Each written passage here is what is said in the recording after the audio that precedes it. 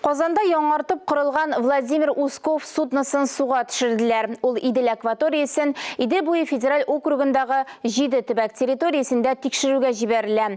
Илға портындағы тантанадан біздің репортаж. Судныны суға түшіру тантанасы. Шампан шәрәбінің ғадәти шешесі орнына қызыл тасма. Судно үзенчәлекле Владимир Усков исемендәге фәнни тикшерүне үзәгәнәке. Ул диңгез яки океанда күп көнлек экспедициягә исәпләнгән. Судно заманча җиһазландырылды. Барлык навигация җайланмалары бар. Барысы да безгә кирәк. Лабораторияләрне дә җиһазладык. Судноның төп элементы трал. Аның ярдәмендә су төбеннән балык, башка тереклек, үсемлекләр һәм туфракны өйрәнү өчен материал күтәрелә.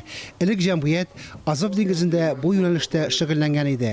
Хәзер реконструкциядан соң Идел белән Шулманда йөрергә тиеш. После установления лебедки, которую вы смотрели на палубе, Бу судноның камилләшкән заманчалаштырылган варианты. Электр зонасы да кичәйтелде.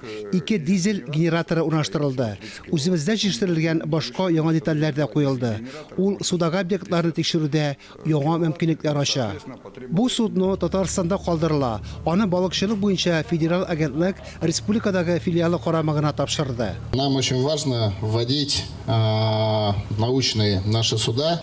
Безгә шундый фәнни суднолардан файдалану судагы биологик ресурслар запасларын ачыклауда зур ярдәмче булырга тиеш. Диңгездә генә түгел, Идел елгасындагы ресурсларны да без белеп торырга тиешбез.